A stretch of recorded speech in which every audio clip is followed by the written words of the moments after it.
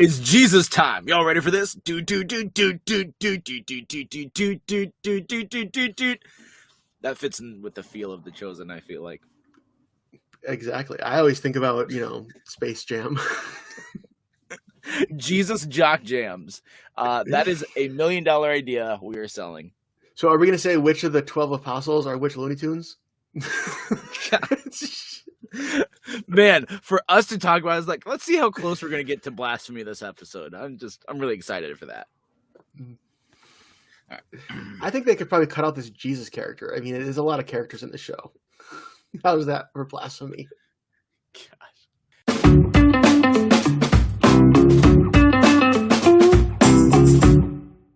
Hey everyone, welcome back to TV Guys, the show that's not quite as holy as Brian's underwear. I'm Matt. I'm Brian, and if you said socks, it would have been much better and more apt. Nope. We know what the real truth is here, Brian. That's all right. Hey, guys, we're back. You can hear Brian's voice. You might be like, you're back. I don't know what you're talking about, but we've had internet issues for the last few weeks. And so even last week when we recorded with Jeff, Brian, you probably heard Brian's mic be like, I'm like a robot. Yeah. But he's good now. Because the internet was on my side that was bad, which is why also you didn't get to see any episodes for a while. Yeah. Well, you never get to see them. You didn't get to hear them. At this point, that's like a month ago where we had like a week and a half of downtime. But yeah.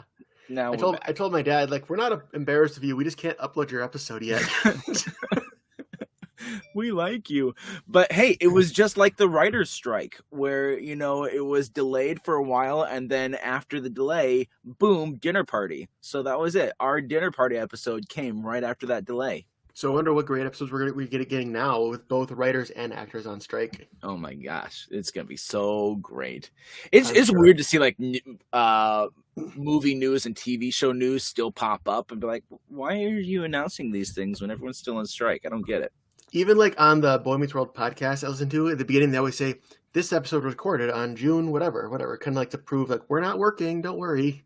So tying that back into The Chosen, though, like The Chosen was supposed to go on strike as well because they were filming season 4, and they were supposed to go on strike, and they did. They kind of stopped production, but then they asked for an exception from the guild, and they were given the green light to go ahead and continue recording, or continue filming. So they are filming season 4 right now, but we're talking about season 3 that just aired earlier this year.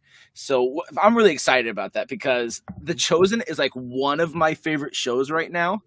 And I was going to say it's not just because I'm a Christian, but there's a part of it that is that way. But it's such a good representation of the Bible in a media format. And I love that we have The Chosen. Yeah. No, it's really interesting, and it brings these stories that you've heard so many times to new light.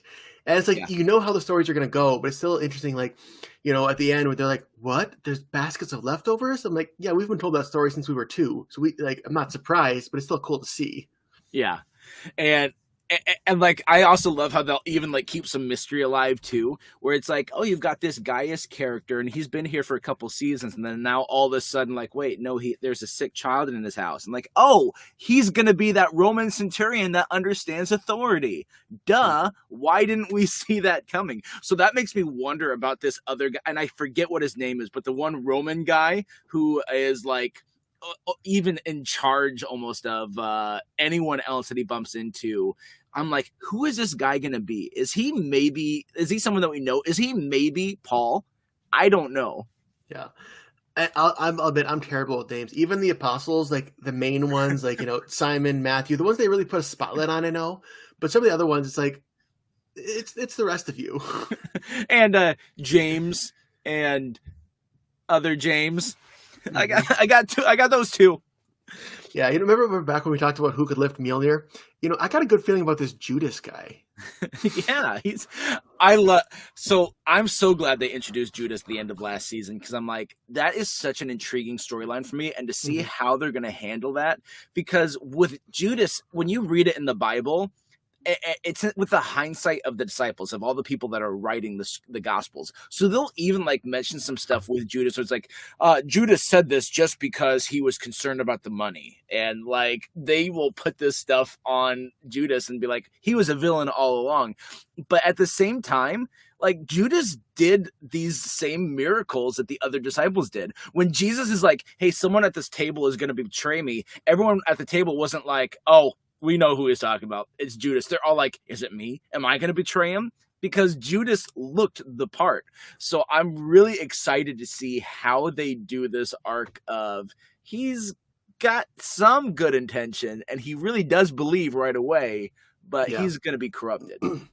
You could really make a whole like TikTok style meme of the Last Supper, and Jesus says that, and then play the Taylor Swift's like, "It's me, hi, I'm the problem, it's me." Don't make Taylor Swift reference. I don't understand Taylor Swift references. The last Taylor Swift song I know was "Love Story."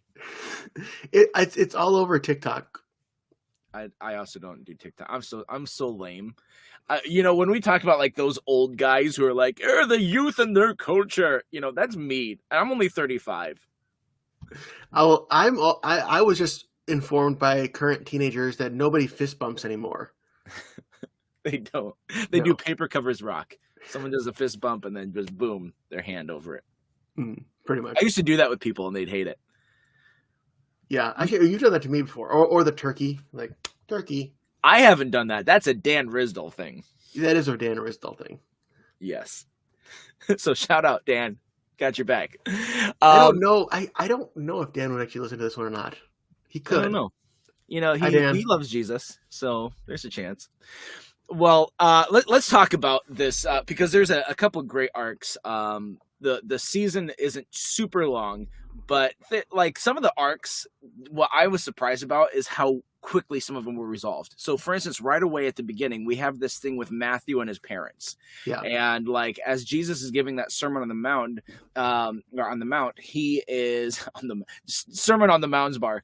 As Jesus is giving the Sermon on the Mount, like, I like that they did kind of this focus on the different disciples as he's talking, and like the things that they're saying are going to tie into what their arcs are going to be. Mm-hmm. And so one of the things is with Matthew of like if you have anything against someone, like lay down your sacrifice before you even make it and go be reconciled with them.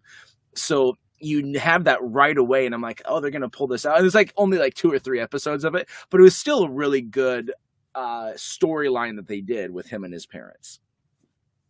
Yeah. No, Matthew is I think one of the most featured disciples of all of them, for sure. He's the one, obviously, if you don't know Matthew, you're like, okay, you weren't really watching the show. And I've always loved what they've done with Matthew of like changing it. So it'd be like, you can tell he's a bit on the spectrum because he doesn't have that social side of him, and he's all about the rules and numbers and the like meticulousness of his notes. And so I love that they were like, that seems in line with someone who's undiagnosed, and of course he wouldn't be diagnosed back then. At one point they were just talking and they're like, oh yeah, like it'd be crazy to do the calculations, and someone's like, well, Matthew and I could do the calculations, and it's like, oh, okay, that's not the point of this. And it's funny, and it does shine a light because there are people like that aren't even on the spectrum, but that they are very left side brained, and so that like they are all about the details, and they'll read the scriptures and they focus on these details. It's like, well, if you focus too much on some of these details, you're gonna miss the bigger picture. And it's nice to show like how he has this good heart and these good intentions, but that he can completely miss what's going on with certain things. And I think the best scene, not the best, but a really good scene of showing that was that flashback in the second to last episode where there's that old man who shows up to kind of pretty much turn himself in for the amount of debt he has. Oh, yeah, that was really interesting. I loved that scene. That was so well written and such an interesting foil for like, oh, this is a seed that was put in Matthew. And then when Jesus came along, he called out that seed that had already been there. Mm-hmm. Yeah, and then with like the prayer beads coming back later too. Yeah. So there's other arcs too, and before we get to them, I'll give you a shot to weigh in. What did you think was your favorite character arc throughout this season? Well, I probably would have said Matthew as well. But I think also, Beat ya. yeah, the whole thing with like Simon and his wife was also really interesting too. Yeah. It's sad, but absolutely, because I think that the thing with Simon and his wife really fit just the plan overall for this season. Is that theme of, even though you're following Jesus, that there is going to be pain, that there are people who get healed. Like we see that early on with little James when he's like, Jesus, you're sending us out, but you haven't healed me. How can I heal people when? And I don't know if this show like specifically nailed the theology of it, but I do think it's a very interesting narrative that people do struggle with, of like, I know that God has done amazing things for people in my life or even through me, but then there are some times when I needed something and he wasn't there for it. And so how do you reconcile that side of it? And I do think that's a great thing to tackle and to go after in a show like this. Yeah. No, it's definitely interesting, and it makes you think. And yeah, I don't know what else to say, but yeah, it's interesting. Yeah, and it's good too, because it's like you can be mad at Jesus, but at the same time, you know you shouldn't be mad at Jesus. And so you saw that with Peter and Eden, and they're like, I'm not mad at Jesus, but it's like, are you though? Because I think you are. And so for Peter to have like, I didn't expect the walk on water to be as confrontational like before this season would have happened, because it was really like, instead of Peter like, Jesus, tell me to come, he's like, whatever, you're so powerful, just tell me to come then. Why don't you say that? And it's just like he's like letting out all this pent up frustration in that moment. And I thought that was a great narrative device. So I was surprised. A lot of times, like they'll have like one like big recognizable moment, like the feeding the 5,000. You're like, okay, that's such a big moment for the episode. And then I was expecting later, oh, we're also doing Walk on the Water. Okay, it's like we're gonna do them both. I think they both could have been their own episode. Yeah, I did say the first time I saw that though, I got to give a negative, because I felt like the lack of budget showed in the Walk on the Water scene. And that hurt my heart a little bit, because like there are times, when they're like doing the rowing and they're just like, yeah, but you can tell in the background it's all green screen, because that's what it is. It has to be that. Yeah. But you can tell certain points. I'm like, oh, I wish it had a little higher of a budget for this scene. Yeah. And then I was trying to look close. I'm sure obviously it's like a glass platform under the water, but like, it's cool. Like I couldn't see it. Yeah. Unless, I mean, if they really had faith, they could really walk on water. But hey, I have faith. I can walk on water. Just got to wait for the ice to freeze, and then I'm fine. I got it. Yeah. What? Okay. What are some other characters that you liked? I guess I can direct us to, because there was some really good stuff. Speaking of Peter, like he had two different things: him and Eden, and then him and Gaius. And I really liked that relationship between of them working together. And there's still like a little bit of hostility in it. Like they're apprehensive of each other, especially early on, but like they're bonding through this shared work experience of repairing the cistern. And I thought that was some of the best stuff in this season. Yeah, no, that stuff was interesting. All the stuff with Gaius, because you can see his mind is starting to turn and soften up. Because like, in the very beginning, he was very against everything. Yeah, he was like hardened, like, no, I'm on the side of the Romans, and you can see he's becoming more and more switching sides. And it's such a good relationship where it goes back to like how he viewed Matthew, because you can tell he did care for Matthew, and he had respect for Matthew, and he did a really good job at what he was doing.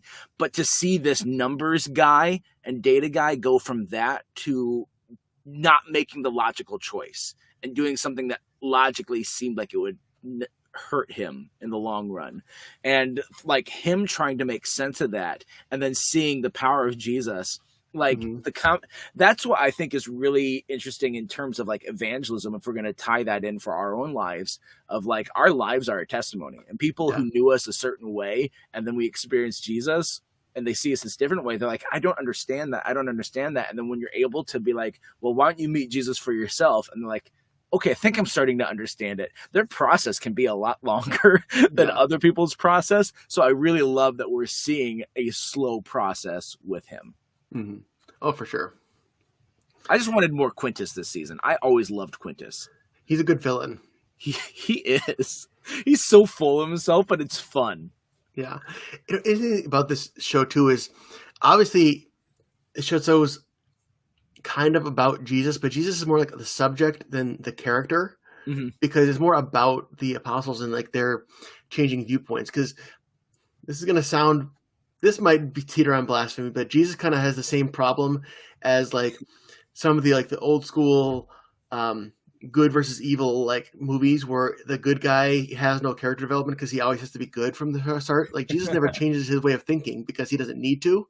Yeah. Whereas the disciples are learning, growing, and realizing things, and Jesus is just like, yeah, I knew that. I mean, he doesn't say it like that, but well, duh. Jesus can be a hard character to write. I'm sure, especially when you're like, we need to keep him interesting for multiple seasons. Yeah. So like to have a Jesus central focused episode, like the one where he goes back to Nazareth for the last time, and he gives that message there, and he's playing with Lazarus, and they're playing that game at the Rosh Hashanah. Like I thought that was a really strong episode because it allowed us to see Jesus as a teenager through the eyes of Lazarus and the rest of the community around him. They've known him forever. And so they bring up this familiarity of like, oh, you used to be this way, or you always like that, and this sort of thing. And for Jesus to kind of have these silly remarks like to Lazarus is like, why is it that you always do something to the leaders and I end up getting the blame for it? Yeah. Also, I mean, I know they can't show it, but it'd be interesting to see because, like, that Jesus blessing the food, the 5,000, to feed the 5,000, that like food had to like be materializing as they're breaking it. Because I mean, there's physically more fish than there were. It's like, but I guess that's the point. We're not supposed to see it. We're just supposed to trust and believe. But I'm like, I kind of wanted to see like a fish growing out of nothing. Or just him like hold up a hand and then like wave in front of it, and then all of a sudden it's a fish. Aha! If this were like a cheesy 90s show, he would just like have one of those never-ending baskets where he keeps pulling. Oh, and there's another fish, and more bread. The feeding of the 5,000 brought to you by Weird Al Yankovic. He pulls a piece of bread out of someone's ear. Like, look at this. I got this here. It's like, is that just a basket with a bottom? And so, no. All right. What was? Are there other characters that you're like, oh, this was really good stuff that they did this season? Because I mean, there are things that they did as well that we haven't hit on. But I think we've talked about the main ones that I've talked about. I mean, Peter, Matthew, Gaius, Jesus. Those are like the main ones that I've really thought of. Unless there's something they gave a little bit to Zebedee with the olive grove. Oh yeah. Some of the stuff that he said, like when he's selling the boat, and then his kids are like, "Dad, why are you selling the boat?" And like, that they have this moment of like, I have worked all my life so that you guys could follow Jesus. And I make no apologies that I'm selling this family tradition boat that we've had for generations. I am not mad about that because you're doing what really matters. Yeah. So, were there any moments this season that like really caught you emotionally off guard? I don't know about emotionally, but one that was kind of it really like brought me in moment is towards the beginning when he tells them and Jesus just mentions it as if it's nothing, like, oh, and you're gonna do miracles too. And I was like, can you say that again? Like, we're gonna do the miracles? Like, what? And just imagining how that would be, because I'm sure no one in that room thought that that's where that was going. They thought, you're the Messiah, you have the power, we are just helpers. Yeah. Especially someone as logical as Matthew, who's like, Yeah, he's like, well, I can help you write a sermon, but to be doing what you do, like, how could I? Yeah. Absolutely. I think that's such a strength of this show, is to put a new perspective, as we've said, a new perspective on things that we've always heard and always thought of. Because then they have this moment of like, wait, why would we be this way? It's like, yeah, they would be that way. They would be completely surprised and caught off guard and make excuses of why maybe they can't do it and quarrel among them on those sorts of things. Or to have them be like, we can. I can't do this. We can't do this. Or is that a good pairing, Jesus? Do you really know what you're talking about? I Yeah. really liked when he put Z and Matthew together for the two. Yeah. And then, the disciples together, like, oh, I don't know if that's a good idea. And Jesus is like, no, it's a good idea. And then they meet again before they're going to get sent out. And then Peter's just like, he kind of takes that leadership role and is just like, Z, you're going to be able to work them, right? You've got this. You're different now, just like he's different now, right? Yeah.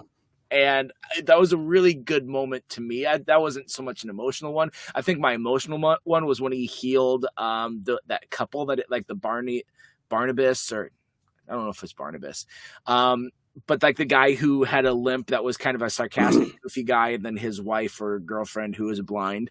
Mm-hmm. When he healed both of them together, I thought that was a really good moment. That was one of my favorite emotional moments of the season. Yeah. And even it's just weird. I mean, obviously, it's a period piece. I mean, it sounds weird. I mean, obviously it is. And just think like, it's hard not to put things through a modern lens with like, I know this is like the point of what Jesus was doing was like getting rid of all like the logistical rules and you have to do this and this or else you're unclean and all that kind of stuff. And him boiling it and getting it down and said, well, if you believe in me, that's all that really matters. Yeah. And just seeing all like you're wearing clothes of two different garments. It's like, you can't be doing that.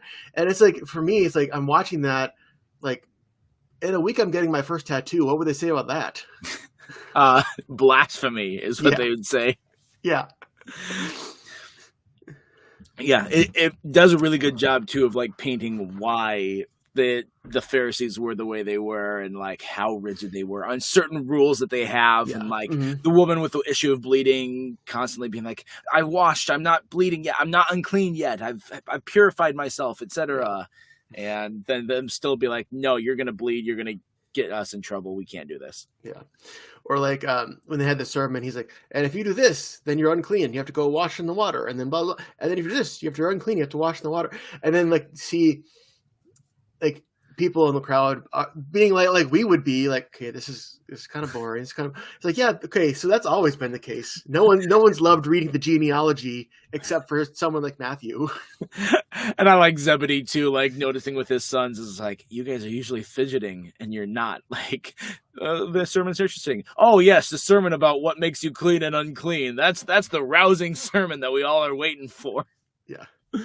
In fact, so my girlfriend's daughter, we were talking last night about like Bible reading, and she was like, yeah, I was reading with it. I got caught up with like the whole, this person's the son of this person and this person's the son of this person. And I just lost interest. I'm like, okay, that's fair. I don't blame you because it's like when I don't know if you guys ever have this out there where it's like your mom's like, oh, this is Bethany, your second cousin. You remember your great aunt Sylvia, and then she had Charles, and then his daughter. You're like, I don't know any of these people that you're talking to me about. Yeah, that's how genealogies feel. Like, look, all these names. It was back when I was in high school or maybe college, somewhere around there. My dad got super into genealogy. Like he would like pay the premium on the family tree or what was it called? One of those things. And he would like track our family ancestry down like hundreds of years. And he'd be like super into it. And I was supposed to be like, okay, if it's basically for me, if it's people I met in life, which is like my grandparents and one of my great grandparents, that's who I know. Like I know there are people going farther back, but I don't have memories of them. So let's just keep it with people I remember. I don't even know if I remember my grandparents. I don't. It's like, do I have parents? Oh yeah, it's not just me. I didn't just spawn out of nothing. I do have a family. Yeah, maybe that's us. I don't know. Yeah. All right. What was there any part of this season that you're like, Nothing specific. There are some moments, some stretches where it's just a lot of heavy dialogue between like the big moments where I'm like, okay. I mean, I think I was watching it. I was intent, but there's probably maybe stretches, maybe like 10, 15 minute segments here and there where I'm like, I probably didn't even watch that. The little bit that I wish we had a little bit more with Thomas and Rama, because early on he's like, I want to propose to her, Mhm. and there's a little bit of a hoobaloo about how Yeah. Rama's father isn't a believer in Jesus, and so it's a hard sell. And he's not so much sold on Thomas either, but Mhm. then like he doesn't say no, and so and, like we hear that at the end of the season, but we don't see a lot of Rama, and No. we don't see the father even show up, and so it's like I would have wanted to see a little bit more of that, and maybe a little bit less of the Ethiopian woman and how she was so stingent about her jewelry, Yeah. and like the story that ends up coming up out of that, because I didn't feel like they've had really good storylines for these women over the last 2 seasons, and I felt like this season they didn't have that strong of storylines for the women apart from Eden. No. So they focus on her, which is great. Give her a good storyline, and then Mary and Rama and the Ethiopian woman that I forget her name, Yeah. all of them, they're just like, okay, they're there. When you say they're mentioning they're filming season 4, I think I heard in one of the videos that they have 7 seasons planned out for the series. I think is what it is. Is that correct? I know they have a certain amount. I don't remember exactly how many. So I mean, some of the stuff is like they're planting seeds for farther down the future. Yeah. But when you look at just in a season alone, it's like, well, they set this up and it kind of went nowhere yet, kind of thing. Yeah. But I mean, with the Bible and all these characters, there's so many different almost like side quests in a video game. You could follow this character or this character. You kind of gotta prioritize what's the overall story and how many characters can we service at a time? Because I mean, Jesus and his disciples alone, that's 13 people right there. That's a pretty big cast of any show. And that's why this series makes me so excited, because I'm like, you easily could do a spinoff into Acts and then follow Paul and have Peter there for a little bit of it, but follow Paul mainly and his stories. And there's a lot more you can do. And they do these flashbacks too. We saw a flashback this season back to King David when he's hearing a psalm from Asaph and the other prophet there, or the other psalmist. And like, there's a lot of possibility in these stories because the Bible is so rich in content, and they do a really good job of handling Jesus. So I want to see how they would handle some of these other stories too. Yeah, I'm also curious because whether it's the finale or not, they're eventually going to get to the crucifixion, and I'm wondering, like, I don't think they're going to go full Gibson and be super gory. Why not? But I mean, it's also not going to be completely downplayed. So, where do you find that line where you can portray that this is real and intense without having to see, the blood and guts? Yeah. Hey, we saw Pilate this season. We got a little bit of him. Yeah, that's right. We did. I forgot about that. Yeah. And what was the thing that I would say I didn't like about this season, and it's not that I didn't like it, but it was questionable for me. Like we mentioned the arc of, when you're in pain or when you're not healed or whatever. And there's that conversation Jesus has with little James and his healing. For me, theology wise, I didn't feel like it nailed down exactly that thing. Yeah, there are definitely times when people don't get healed, which is unfortunate, but I don't believe that it's like Jesus keeps you from being healed. I think we easily keep ourselves from being healed. And whether we do it consciously or unconsciously or stuff like that there are things that will block that healing from us. Because I think that Jesus, his will is good, and his will is good for everyone. And I think if we would allow him, if everyone would allow him completely and truly, we all could be healed of any physical or spiritual or emotional or mental, any of the issues that we have on this planet. If we actually 100% give ourselves completely over to God, that is the case. But because we forget things, or we hold on to unforgiveness, or whatever the case may be, there are things that we do to block it. Yeah. You just quoted a Lost episode. Did I? Whatever the case may be. Whatever. That long sentence, and that's what you got from it, Brian. No, I know. I agree with what you're saying. It's interesting when you put yourself, like you keep putting myself in that world. Like, how would I have been if I had been grown up in that world? Because I mean, obviously, we grew up in the modern world, learning all of everything that's happening as like Bible stories when we were a kid. We grow up knowing Jesus is good. But these guys never heard of Jesus, especially we're not Jewish, so we would have been the Gentiles. And like, what would life have been back then? Like, probably wouldn't have been so, oh yeah, this Jesus guy, I love him. you know? Yeah, and there's that idea even that they bring up, and this is directly out of scripture. They're like, well, this person had this ailment, so who sinned, their mother or their father? And it's like, no, that's not how it works. It's not. You didn't bring the ailment onto you because of your sin. It's just grabbing onto the healing does take releasing certain things. Yeah. But it's like the preachers who, if anything doesn't matter, they just wave it off like, oh, that doesn't. Don't worry about that. That doesn't matter. It's like, no, it can matter. We don't have to have all the answers. You know? Yeah.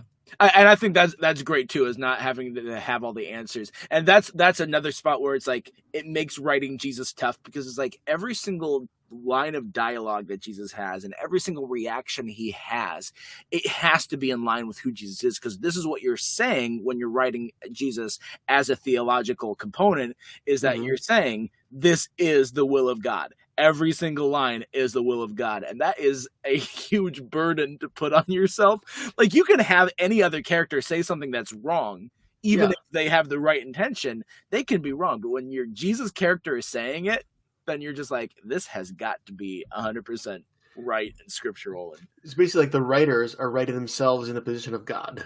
Exactly. And so it's good because like I've heard that like they have biblical scholars from different denominations in their writing team, and that they do run these things by them, because like they understand the importance of that too, and like you do need that. So I'm thankful that they're that way. Mm-hmm. Yeah, and I think that it was a good way. I mean, this isn't season 3. This is way back to season 1. But the way they introduced Jesus was, am I correct? No, he was introduced slightly before then. But one of his first breakouts was when showing him interacting with kids. Yeah. That wasn't his first appearance, but it's like his first significant appearance. Yeah, absolutely. Man, that was a good episode. That was the episode that I gave you to get into the whole show. That's true. And we paired that up with an episode of Cheers.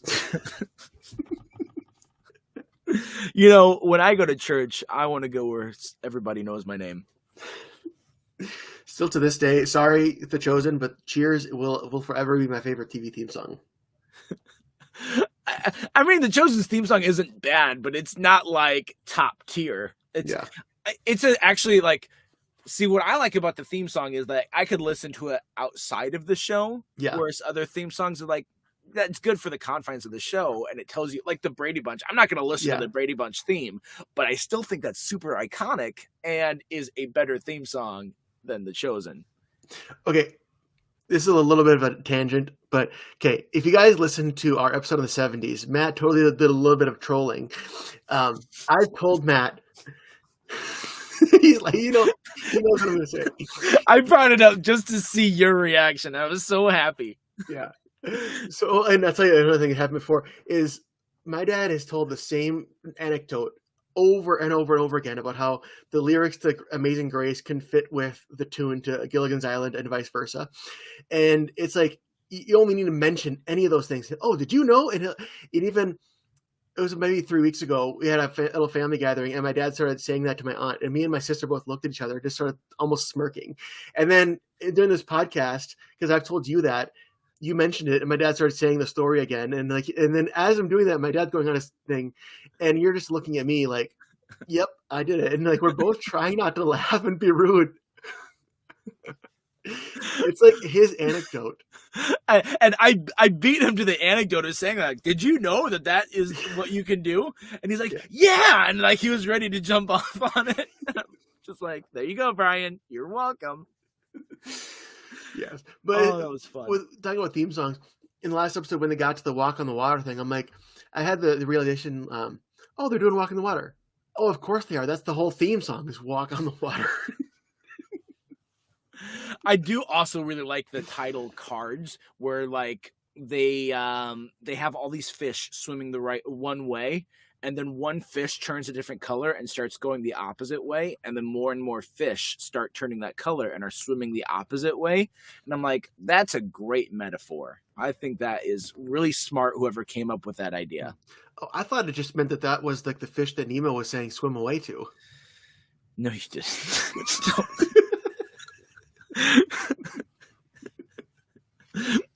This like serious thing that I shared, you're like, Nemo.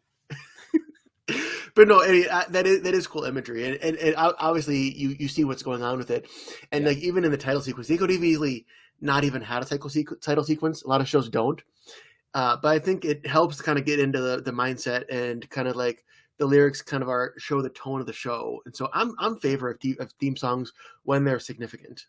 Yeah, absolutely. All right. I'm just cutting down all the tension and serious moments. We're like, Lost theme songs. Gilligan's Island. And just do that at church on Sunday. Like as the pastor's preaching, be like, "Oh, excuse me, pastor, you just quoted Lost." They'll be like, "All right, just shut up, Brian. You can't be in here anymore." I still remember the church that I went to. The pastor grew up in Philadelphia, and it was the Sunday after it was like the next Sunday after the Eagles won the Super Bowl a few years ago. He like unbuttoned his dress shirt and he's wearing an Eagles t-shirt. Nice. Well, and was that up here in Minnesota? Yes. Gosh, because to get to the Super Bowl, they had to beat the Vikings the week before, or 2 weeks before that, technically, in the championship game. And so, like, to do that in a Minnesota church, be like, "Hey, remember when we kicked your butt so that my team could get to the Super Bowl and win?" I do. And he opened it, so like worship ended, and he walked up to the sermon, like unbuttoning his shirt so everyone could see his Eagles t-shirt, and he was singing "We Are the Champions." It's like and then he went in and preached the Bible. So that's not super mean. It's a little bit like rubbing your face, and that's fine. Be proud you won the Super Bowl. That's not a bad fan thing. Yeah. But anyone out there who is a football fan, especially an Eagles fan, you know how bad Eagles fans can be. They're terrible. Eagles fans are some of the worst. After the Super Bowl, there was an Eagles fan who grabbed a piece of crap in the middle of the street, literal poop, and ate and took a giant bite out of it as a celebration. I don't know. You're looking at me like I have an answer besides like what happened. Well, I don't know why. Didn't they also have to like grease light poles so people wouldn't climb them? They did. It's the Michael Scott proposal thing. Is like, if we win the Super Bowl, I'm gonna, or like if we lose the Super Bowl, I'm gonna burn this place down. And if we win it, I might just be so happy I'm gonna burn it down anyway. Yeah. And I don't know. I personally celebrate in different ways. You don't take giant pieces of poop and put them in your mouth. You know what? No matter what the title says that we're talking about, you never know what we're going to talk about on TV, guys. So you might not know this about Bills fans. Bills fans, like, this is fine. It's still, I don't know why they do this, but like Bills fans will throw themselves through like folding tables and like will break the tables. And like, that's strange, but it's not that bad when you look at maybe other fans' stuff, especially that Eagles fan one. But it's just like, okay, I guess it's tradition. Break a table, whatever. Yeah. So there you go. And then us Bears fans, we just cry in silence because it's been a while. So anyway, so back to Jesus. Hey, that might be, now that we've been on this fun tangent, that might be all that I have for The Chosen season 3. I think so too. I mean, well, a lot of stuff that I was going to talk about, you beat me to it. Ha. Hey, did you know that you can sing the lyrics to Amazing Grace to the style of Gilligan's Island? At a certain point, we're not mocking that someone brings it up all the time, and then we're just bringing it up all the time. That is just us. Yeah, we're the problem here. Like, and then I'm just becoming my dad. Yeah. Oh, so let's move into trivia. Let me real quick. All right. So last week we talked about Mandalorian, also season 3, and Jeff gave us the question about what Mandalorian, or there's one of the Mandalorians was related to a bounty hunter that we had seen previously. What was that bounty hunter's name? And that bounty hunter's name was Paz Vizsla. I'm sorry. The Mandalorian that's related to him is Paz Vizsla, and the bounty hunter that we had seen before in the Clone Wars is Pre Vizsla. So that is the answer you're looking for. So the Vizsla family, the dynasty that they are. Yes, the very well-known dynasty that I've heard of. So this week we're talking about The Chosen. earlier this year, Jonathan Rumi, who played Jesus, was in the movie Jesus Revolution, and he played Lonnie Frisbee in that movie, and was with, speaking of Cheers, also with Kelsey Grammer. So best of both worlds, combine the two, created Jesus Revolution. Mm-hmm. So in that movie, one of the disciples actually makes a cameo appearance in it. So which one of the disciples is in Jesus Revolution? I didn't know that. You know who also is in that movie, but is hard to recognize? Goldberg from the Mighty Ducks. Oh, he looks so much different now. He's been through a lot. he's in a wheelchair in that movie, and he's got like a facial hair. Mm-hmm. And so then Andrew's like, "That's Goldberg." I'm like, "No, what?" Did you not know about his whole drug past? I didn't. Oh yeah. The other person who's been through a lot from like that era is what's his name, from one of the bullies from Boy Meets World, the large guy. Oh, Ethan Suplee, yeah. There you go, Ethan Suplee. Yeah, he looks completely different. He's jacked now, man. Yeah, on the Boy Meets World podcast, they also are doing like live shows and stuff. And they had, I forget if I told you this or not, they had a reunion where it was Harley, Joey, and Frankie, the bullies. Uh-huh. Those actors reuniting for the first time in like 25 years, which is really cool. And they're all like the nicest guys in real life. They've had all of them on the podcast. It's like, you guys were the horrible bullies, and you're like the sweetest people in life. Yeah, Ethan always seemed like that. He was that type underneath, like especially then you see him in Remember the Titans, and he actually plays like a big sweetheart in Remember the Titans. Yeah. So I'm like, that feels like that's who you are. Mm-hmm. So speaking of Kelsey Grammer, I saw this video. I think it's from like early 2000s, maybe. But apart from our trivia, I don't think we've had anything about The Chosen for the last 15 minutes. Maybe not. But but it's like this some award show, and they had a whole thing of like it's a bunch of TV theme songs, and then they were either sang by the people who were on the show or else the original artists. And it's like, hey, look, I know those people, and everyone claps. And it starts out with Cheers being played by the original composer, singer. And then Ted Danson and Shelley Long walked in, and everyone cheers for them.